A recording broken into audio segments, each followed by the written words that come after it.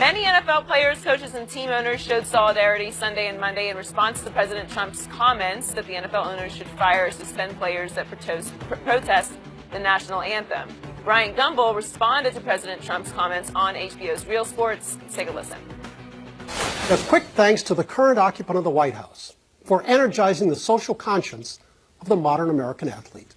That occupant's weekend series of racist, churlish, and childish comments drew a variety of stunning rebukes and actions, which suggest jocks may finally be realizing that apathy won't cut it anymore, that in conjunction with their fame, they have important civic roles to play, especially now.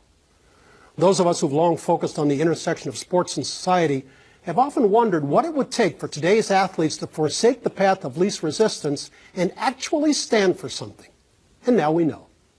Many suddenly seem not just willing but also eager to follow in the giant footsteps of Muhammad Ali, Jim Brown, Bill Russell, Billie Jean King, Roberto Clemente, Arthur Ashe, and many others who courageously use their athletic platforms to challenge authority in the pursuit of justice. Back in their day, Bob Dylan famously said, "The times they are changing." And that's still true today, as is the sad reality that certain things haven't really changed at all. Shannon, does Bryant Gumbel have a point? He has a very good point. And the thing is, the days to stick to sports are over. Skip, it started, look, this goes back because we had actors. President Reagan was an actor. Arnold Schwarzenegger became governor. Jesse Ventura. We see Al Franken was a writer for Saturday Night Live, and now he's in the Senate. We see, and we saw a reality TV star become the most powerful figure in the world. Yep. No, and when he mentioned those names, we're talking about the 1960s, and we're talking about what was going on. So for us now, you have to have the perfect storm, and that's what you had then. You had athletes trying to say, "Hold on, even though I'm making a lot of money, I'm still black in America, and I'm treated differently than even the whites that's not making nearly as much." So I got a problem with this. Billie Jean King, she fought for equality. Why, because I'm a female, should I get treated differently than a male? Why should I make less if I'm doing the same job that a male's doing?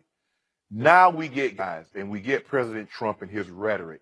I think it's resonating with them because they see where he's trying to take it, and those athletes do not want to go back there. They know what it's like. They heard what it was like. They have moms, they have grandparents. They have an opportunity to read. And it says, we're not going back there. We're not going to allow you to take us back there. So we are. The days of sticking to sports because they're intertwined. And he made that abundantly clear, I think it was Friday or Saturday night, when he, as a politician, he talked about what was transpiring in the NFL. And I tweeted, can he please stick to politics? I go to politics to get away from sports. You see what I did there, Skip? Because everybody say, I'm going to get away from politics, and that's why I watch sport. So they are, Skip, and it's resonating because a lot of what's transpiring, if it doesn't directly, how does it affect LeBron when he's making $100 million? But LeBron realized everybody doesn't make $100 million. So there's going to be a large segment of people that's going to be affected by some of the policies that are being instituted. And and as Jordan Sparks wrote on her hand, the powerful should speak up for the voiceless. The millionaires should speak up for the penniless. And that's when a society is at its absolute best. When there's caring, there's understanding, and we ask for equality, and we ask that everybody be judged fairly. Not anyone thinks they're better solely because I'm white, and solely because I'm a male and you're female. And so I applaud these young men that are using their platform. And what we've seen, Skip, they're called influencers. And I don't know when this dichotomy changed, maybe you can tell me. Because there was a time, once upon a time, average people sold products on television. But what they realized is that average people didn't want to be like other average people. They wanted to be like the guy that could dunk, or the guy that could throw a pass, or the guy that could run fast. And so these marketers and these endorsers, sponsors said, hold on. If I got Joe Namath, or if I got Roger Staubach, if I got this guy, what would happen? Lo and behold, they want to be like them. Not like I don't want to be like the guy across the street. He's a normal guy. He lives in my day. I see him.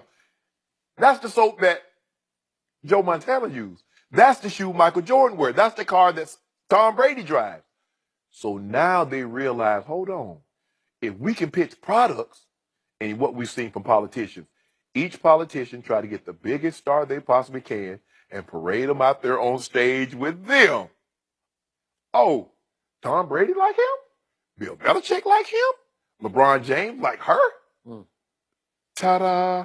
So they're realizing their voice has weight, and they're using it for good. For good. Bryant Gumbel, I first met right here in Los Angeles in 1976. I was working for the LA Times, and it assigned me to do a profile, for which I had to spend a good deal of time with Bryant Gumbel, on this young African-American sportscaster who was trailblazing, man. He was shattering the mold. He was breaking through. He was just a weekend sportscaster here in LA, locally, but he was flying every weekend to do national out of New York, and then flying back to do his local gig here, just on the weekends, weeknights, I should say, here in LA. And I really liked him because he was his own man. I know people have had different issues with him through the years, and I haven't been close to him through the years. But this really caught my eye. And then it caught my soul, because this is some powerful stuff. When he condemns the president's weekend comments as racist, churlish, and childish, it's pretty strong from Bryant. And I love the point, because I really believe in the point that these comments have helped inspire a lot of today's athletes to do something we haven't seen since the days. You have to go all the way back to the 60s to see, like, that's why I was so captivated in high school by Muhammad Ali. I put his poster up on my wall alongside Joe Namath, but it was because he was so fearless. And I knew how hard it was for him to speak out in the 60s against racism, any sort of social issues, the way he was treated or not treated. And all of a sudden, it took all these years, because, you know, I was the biggest Michael Jordan fan, but I knew in my heart of hearts, Michael was ducking and dodging all the big issues, the real issues, to protect his sneaker brand. And he was pretty out front of it. I'm not going to get involved in that. Okay? So now, all of a sudden, we have a new generation, and I've told you this twice before on this show, and I do believe it with all my heart and soul, that in the biggest picture, the current president of the United States will be great for the black community in America, because he is so outspoken in so many offensive ways, certainly to the black community, but many in the white community, that it has helped even reunite and refuel the black community against him. Well, that's not a bad thing. He might be a bad thing, but that's not a bad thing. He is helpful because it's forced the black community to come together and fight against something. He's not good policy-wise. No, but I'm just talking about to galvanize. He is galvanized in ways I've never, again, I'm on the outside looking in, but I've never seen this before. I mean, we went through 2 terms of President Obama, and I never saw this kind of sort of firepower in the black community. Because you know what happens, Skip? Here the guy says, I'm making $8-10 million, and this man thinks I'm an SOB.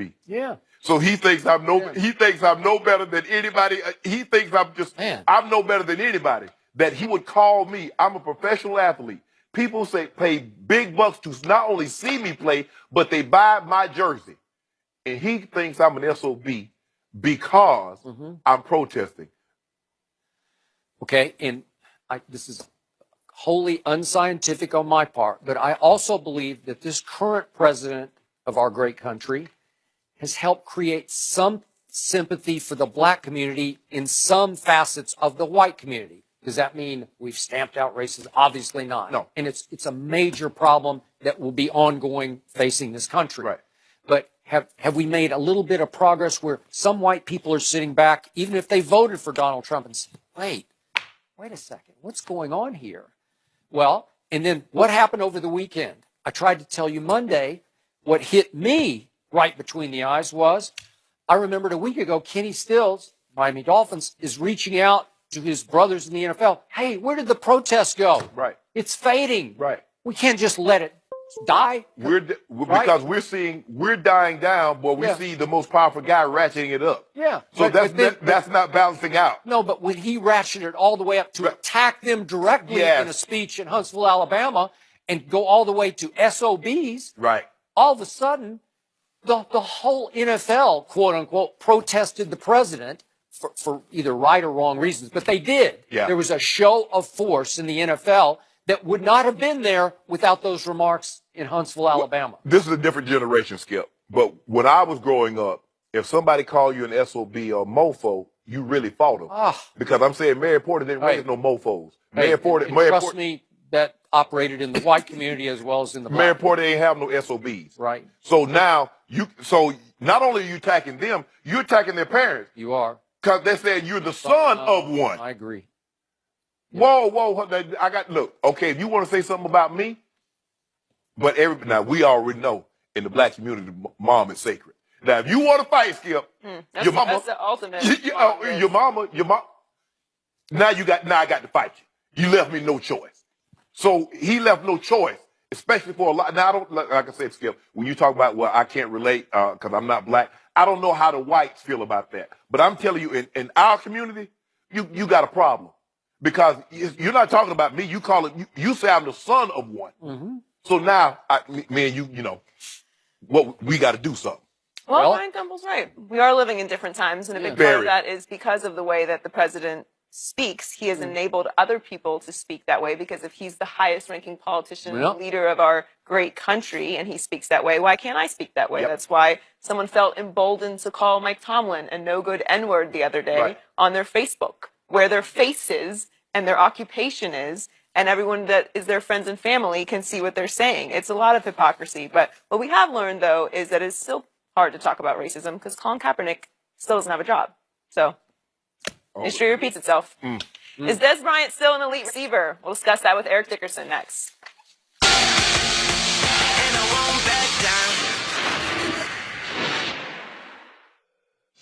Saturday on Fox, the Hawkeyes are out to prove